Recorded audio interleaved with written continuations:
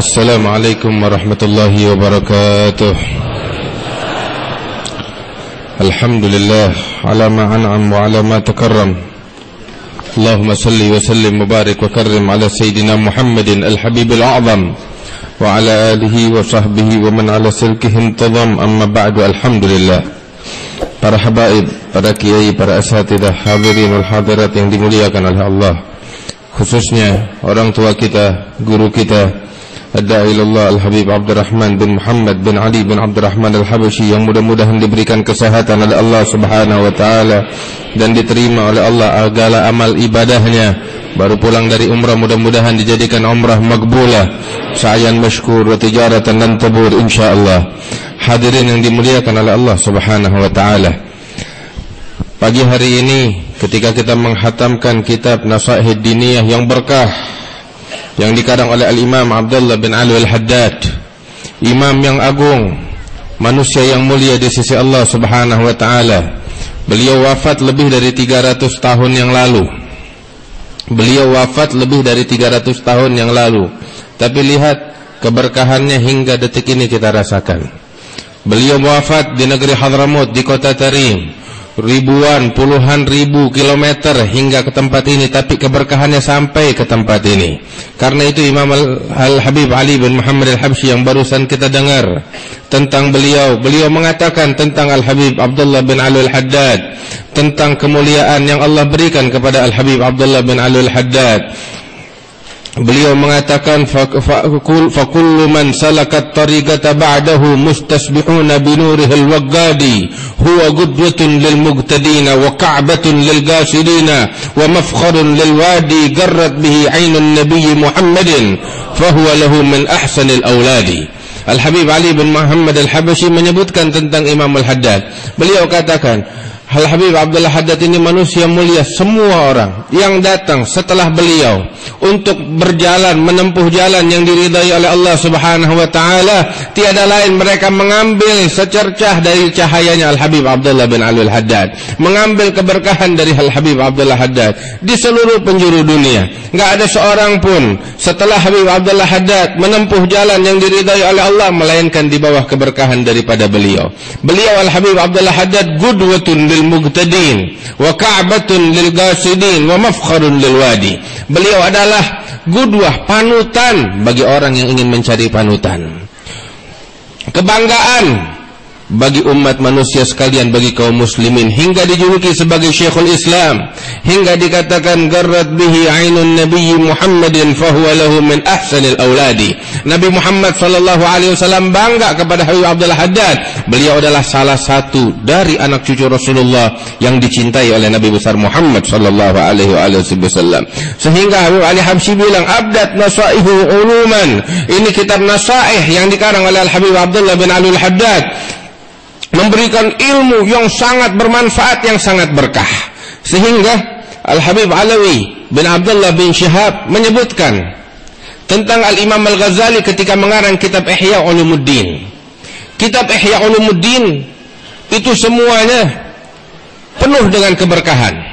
Dari awal kitab sampai akhir kitab yang dikarang oleh Al-Imam Al-Ghazali, semua ulama memberikan wasiat agar membaca apa yang terkandung di dalam Ihya Ulumuddin dan mengamalkan apa yang ada di dalamnya, sebab mereka inilah syariat Allah di situ semuanya. Rahasia daripada agama Allah terkandung di dalam kitab Ihya Ulumuddin. Cuman kitab Ihya Ulumuddin panjang. Itu terdiri dari 40 kitab di dalamnya. Kitab Ihya Ulumuddin terdiri di dalamnya 40 kitab. Jadi dalam satu kitab di dalamnya terdapat 40 kitab lagi. Masya Allah. Habib Ali bin Abdullah bin Syihab bilang, Al-Ghazali tawal wa arrat wa la dara annuh sayaji ba'du Abdullah bin Ali Al-Haddad. Al-Ghazali panjang lebar di dalam Ihya Ulumuddin. Kesian, beliau nggak tahu bakal datang setelah itu Abdullah Haddad yang meringkas itu semua di dalam kitab Nasaih Diniyah. Apa yang ada di Ihya Ulumuddin, ringkasannya semuanya di dalam kitab Imam Al-Haddad yang kita baca tiap hari Minggu, kitab Nasaih Diniyah. Tinggal kita jalanin, tinggal kita amalin dengan sebaik-baiknya. Terus di sini di dalam khatam, di dalam penghabisannya dibahas tentang aqidah Al-Firqah An-Najiyah. Disebutnya aqidah firqatun najiyah.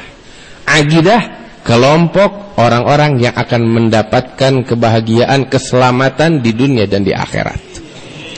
Bagaimana tuh aqidahnya? Tadi kita dengarkan apa yang disampaikan oleh Habib Ali bin Abdurrahman bin Muhammad bin Ali bin Abdurrahman Al-Habsyi dari kitab Nasihat Diniyah. Bagaimana keimanan, kepercayaan yang harus kita anut di dalam hati kita kepada Allah Subhanahu wa taala, kepada Rasulullah sallallahu alaihi wasallam, kepada para sahabat-sahabatnya, dan kita semua. Itu semua akidah tersebut bersumber daripada Nabi besar Muhammad sallallahu alaihi wasallam, dan inilah akidah yang dibawa oleh para nabi-nabi sebelum Rasulullah sallallahu alaihi wasallam, dari sejak Nabi Adam hingga Nabi Muhammad sallallahu alaihi wasallam, dan dibawa oleh para sahabatnya generasi demi generasi hingga detik ini.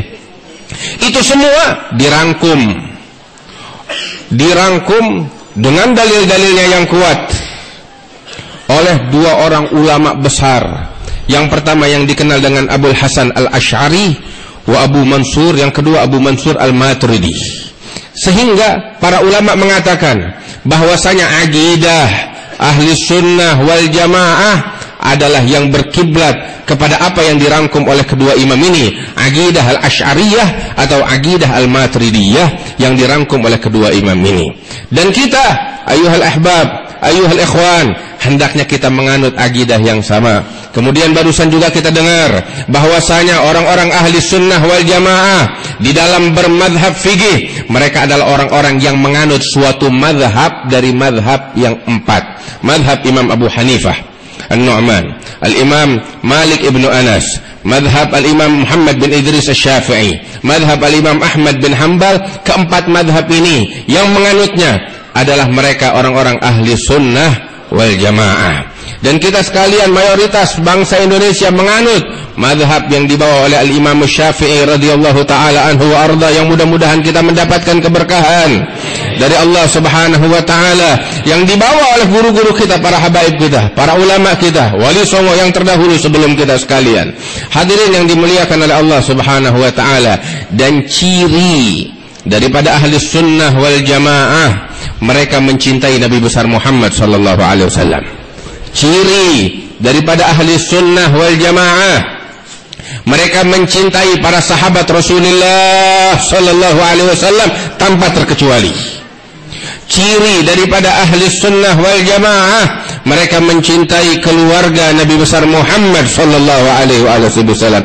Ini ciri daripada ahli sunnah wal jamaah. Setiap orang yang mengaku, cuman terkadang nama ahli sunnah wal jamaah laku, sehingga banyak orang-orang yang menyimpang, yang membenci keluarga Rasulullah, atau terkadang menyimpang, membenci para sahabat Rasulullah sallallahu alaihi wasallam, menyimpang dengan akidah sesatnya, mengaku kalau dirinya sebagai ahli sunnah wal jamaah. Memang ini nama laku, sebab ini nama disebut oleh Nabi besar Muhammad sallallahu alaihi wasallam. Apa Nabi katakan barusan di dalam hadis dikutip oleh penceramah sebelum saya, bahwasanya sataftarigu iftaraqatil yahud ila wa ihda wa sab'ina firqah wa iftaraqatin nasara ila ithnatan wa sab'ina firqah wa sataftarigu ummati ila 73 firqah kulluhum finnar aw kullaha finnar illa firqah wahidah. Di dalam hadis sahih yang disebutkan oleh beberapa para ulama, bahwasanya hadis tersebut merupakan hadis mutawatir, bahwasanya Rasulullah sallallahu alaihi wasallam mengatakan bahwasanya orang-orang Yahudi mereka terpecah belah menjadi 71 kelompok, dan orang-orang Nasrani terpecah belah menjadi 72 kelompok, dan umatku, kata Nabi Muhammad sallallahu alaihi wasallam, akan terpecah menjadi 73 kelompok, dan semuanya adalah di neraka kecuali satu kelompok. Siapa itu? Para sahabat bertanya.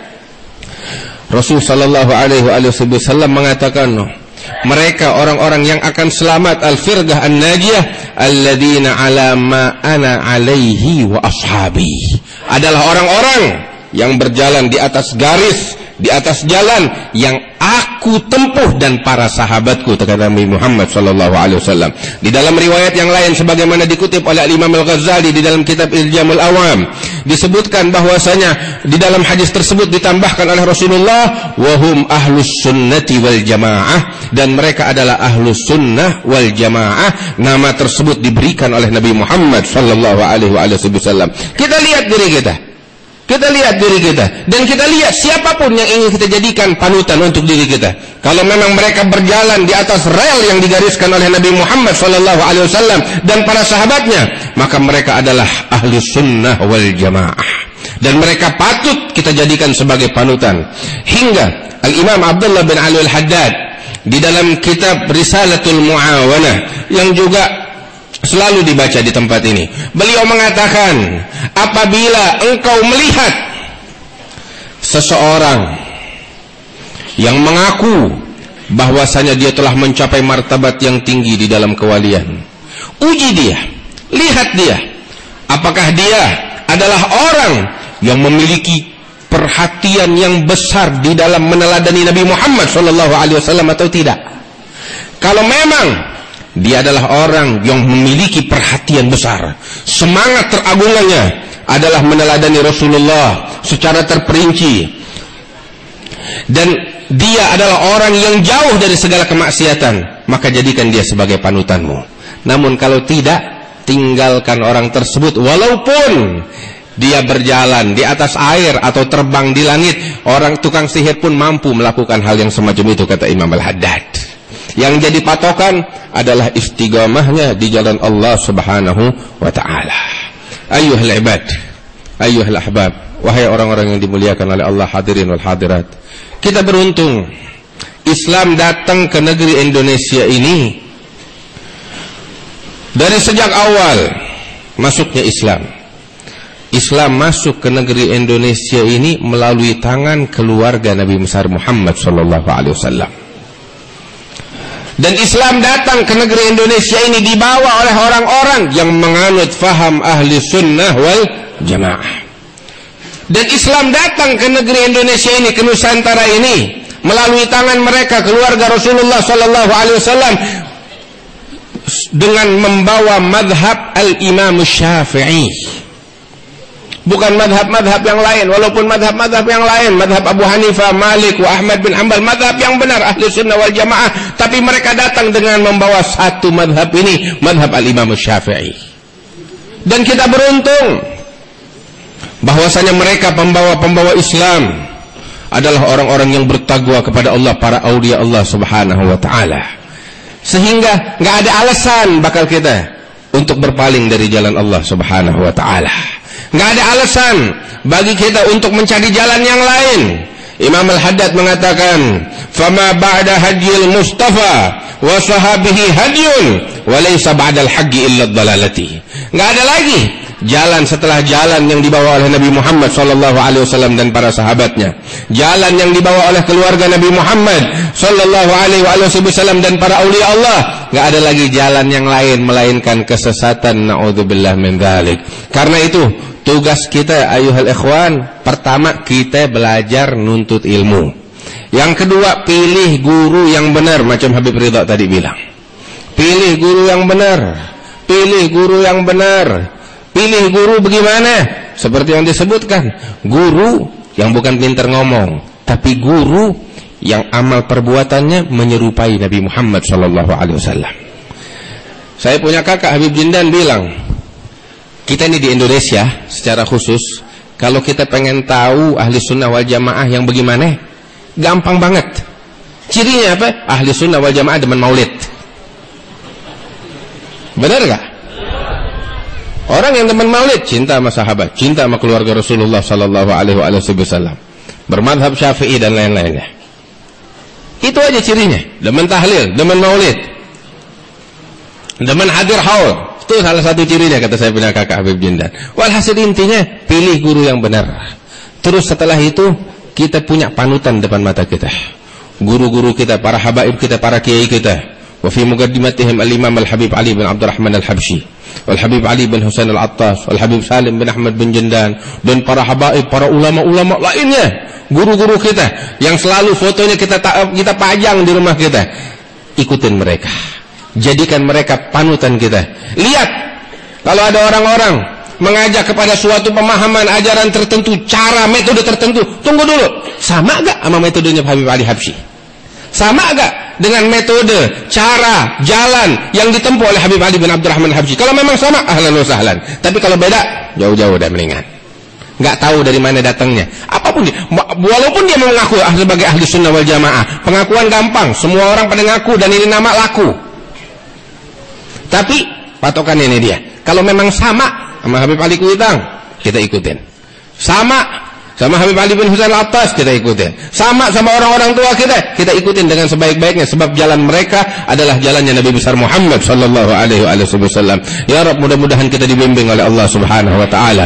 Mudah-mudahan Allah menjaga akidah kita, anak dan keluarga kita, hadirin wal hadirat kita jaga, kita bimbing mereka, jangan sampai mereka melenceng, jangan sampai mereka mengikuti jalan-jalan yang lain. Kita punya jalan, udah jalan tol yang terbaik. Mudah-mudahan Allah bimbing kita ke jalan yang diridhai oleh Allah. Allahumma hdina fi man hadait, wa afina fi man afait, wa tawallana fi man tawallait, barik lana fi ma atait, wa qina ya rabbi rahmatika syarra ma qadait. Wa sallallahu ala sayyidina Muhammad an-nabiyyi wa ala alihi